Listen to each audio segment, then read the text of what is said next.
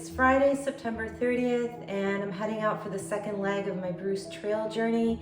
And I picked up a 2-liter bladder because I've been running out of water like halfway through my hike, and I thought it was not a big deal to ration water a bit, but I just kind of really feel it the next day. So I'm a little bit worried because, I don't know, it just feels a little precarious, like it's just kind of zippered at the top. See, the zipper just comes across. And I got a brand new battery pack, which wasn't too cheap. So I'm just a little worried of this like bursting open at some point. And set the battery pack in a Ziploc bag, and let's see how it goes today. This of course adds a bit of weight too, but one thing I like about section hiking a trail close to home is that you know, by the time you go to like a bigger adventure like the Appalachian Trail, which I'd love to do, you already have a bit of experience carrying different loads and different types of equipment. Like I think the next purchase I'll make is probably like a little stove. Not because I really need hot food on a day hike, but just to kind of get used to firing up the stove and just using it in the field, stuff like that. So yeah, so the hose just, it's kind of nice, just kind of clips out and clips back in. But again, hopefully there won't be any water spilling all over my gear today. And I guess I'm gonna hit the trails now, and I'll catch you on the trail. Alrighty, so I made it to Thorold, to the Decew conservation area, if I'm pronouncing that right. So this time I parked at my endpoint, and I'm gonna Uber down. I already ordered the Uber that's gonna take me down to the Woodend conservation area. That's where I left off on my last section hike. All right, you guys, so I made it down with the Uber to the Woodend conservation area. So this is where I left off the last time. So I'm gonna walk down about 5-10 minutes from here and re-enter the Bruce Trail where I exactly left off. So as I make my way back to the Bruce Trail, I thought I would share, I switched shoes. I had North Face mids, and they were really great, light, comfortable, but they were causing a little bit of chafing up on the back. And a couple of times I almost thought I was getting a bit of shin splints. So I thought maybe it's time to change up the shoes. And I switched to these Salomon trail shoes. Like I used to do marathon running, and so I'm more comfortable with that kind of low cut shoe. I used to do some trail running as well. So it's just what I'm used to. And yeah, let's see how it goes today. So this is the exact place I left off last week on Warner Road. And it's actually a reroute through Woodend Conservation Area, so it's probably adding a few extra kilometers on.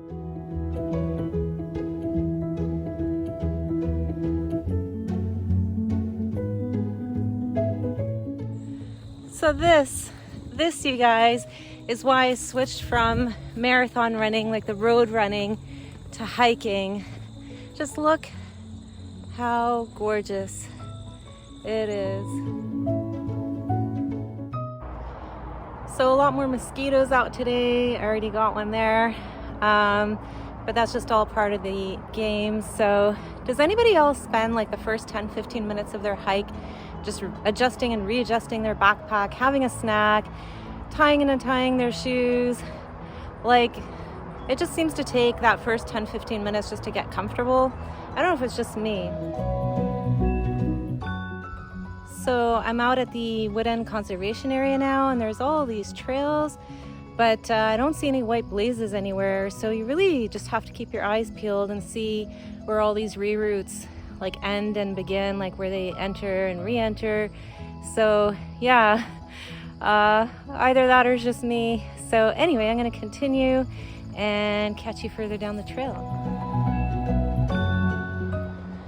So here's the first white blaze I've seen in a little bit. So yeah, if you're doing that reroute up from Warner Road around Woodend Conservation Area up through Woodend, just keep the faith. keep the faith, man. Just follow the Niagara Trail and eventually you'll end up here with the white blazes again. They were all just marked out in black on most of the trees, but I just kept following the blue blazes and the Niagara signs according to all trails as well, and yeah, just made it back. So all is good and we carry on. So I just crossed a major road from Woodend, and that seems to be the end of all these reroutes. And one really nice thing of having this bladder, not only do I hydrate way more, as opposed to kind of fumbling around and trying to get the bottles out of the side is just too much of a hassle. I'd rather just go thirsty. So yeah, this has been like a really great idea. And another great thing is that it frees up the side pouches on the backpack, so I could throw in like a selfie stick and some bug spray, stuff like that, so you don't have to have my face like way up here like before. So yeah, especially when one has you know, not the best of luck in the looks department, it's nice not to be like way right up in the camera. So yeah, which brings me to a little story time as I make my way down the trail here. I was just thinking how I wonder if YouTubers, like, or people who make videos generally, or even just talk to audiences in real life, like, do you all have someone you pretend that you're talking to, as opposed to just talking to the camera lens? So yeah, in my case, is this just weird? Does anybody else do this? So in my case, I would kind of alternate between my best friend from high school way back in the day, and then this cute guy at work. And then, yeah, then recently he basically said, like, yeah, he would love to date me in the next life. So yeah, I don't really talk to him when I'm doing the videography anymore. But yeah, so story time. I have no shame. I don't know why I reveal embarrassing things about myself. Anyway, so the trek continues, and let's see if I find anything interesting to show you guys. Otherwise, I'm just gonna keep on trucking. So finally, something a little more interesting to show you guys. How beautiful is this water feature? It's some kind of dam, and it's the same place like where the trail circles around a golf course. So yeah, it's kind of refreshing to be around water.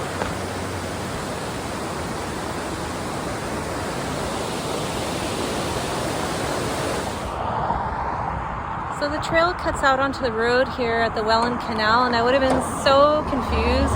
I actually did have to backtrack maybe 100 meters because I went off on some side trail. But yeah, it does go out on the road. And when I realized I was at the Welland Canal, I did see that in some other Bruce Trail vlogs.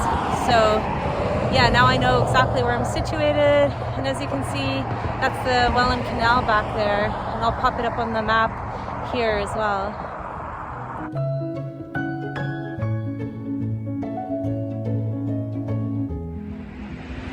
Well, here we are where the trail comes off the road again, so excited about that. There's so many cars out here at the Welland Canal.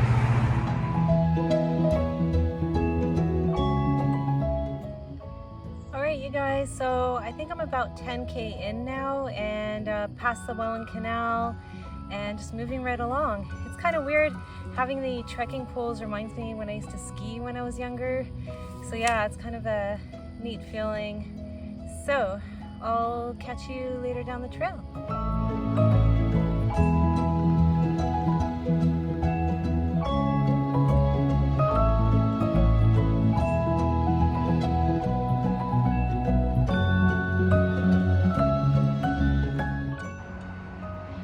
So the trail went out into, looked like downtown St. Catharines, and into a cute neighborhood here, and check it out. It's like September 30th. You know these people who are like so into Halloween? That's pretty cool.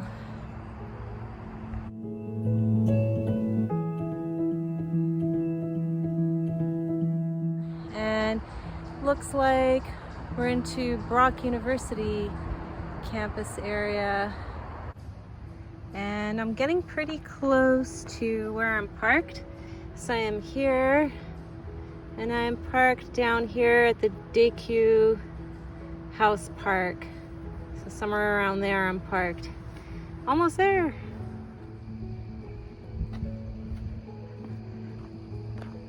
It's nice, the Brock campus. I've never been to Brock before. I'm a U of T and Western grad. My daughter's at Mac.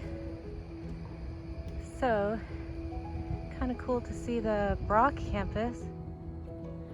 Well, it's getting a little dark and I'm at 16K now, which is where I left off last week. So I am getting a little bit tired.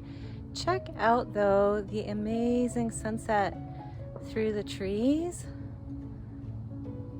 It's beautiful. So I have probably like another 3K to the car according to the map. So I'm hoping to get there before it gets pitch dark. I don't think I brought a flashlight. There might be one in my first aid kit. So yeah, wish me luck. Okay, dude, now it's really freaking dark. That's okay.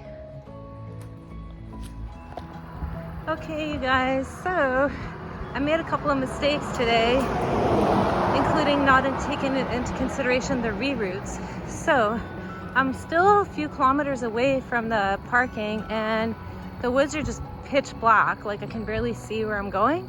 So I'm pretty stubborn and I pushed it till it was this dark, but I think I'm gonna call it quits and call an Uber from that intersection you can see coming up, and then I'll just pick up here where I left off next week. So stay tuned. You guys, I'm so happy I made it back to the car without an Uber, because it turned out the place where I got off the trail was just like a few minutes from this Decew parking lot. So here's where I am. Okay, I thought I would just do a quick little recap rundown. So I ended up doing just over 20K today. It was supposed to be like 15, 16, but there were all these reroutes. I'm gonna just pop them up here for you to see. And yeah, so I thought it was just such a genius idea to Uber to my start point and end at my car, but I didn't really take into consideration like reroutes, the fact that it's getting dark pretty early now, it being like October 1st tomorrow. So yeah, that's just something to take into consideration if you decide to do that as well. And but yeah, I was just super excited that I didn't actually have to Uber back to my car, because I kind of felt like I was giving up or something.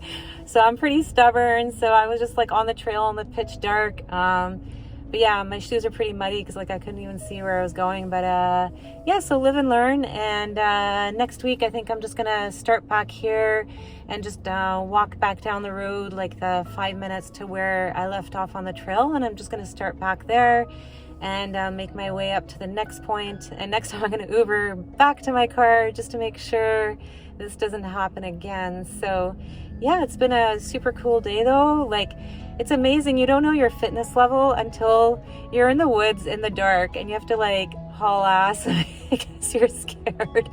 Like, I ran across a deer at one point and it was just like maybe 10 feet up in front of me, and I thought for a moment it was a coyote or something, which I mean generally they're just not going to do anything to humans. Like, yeah, if I had my dog with me or something, it would be an issue, but it was still kind of scary.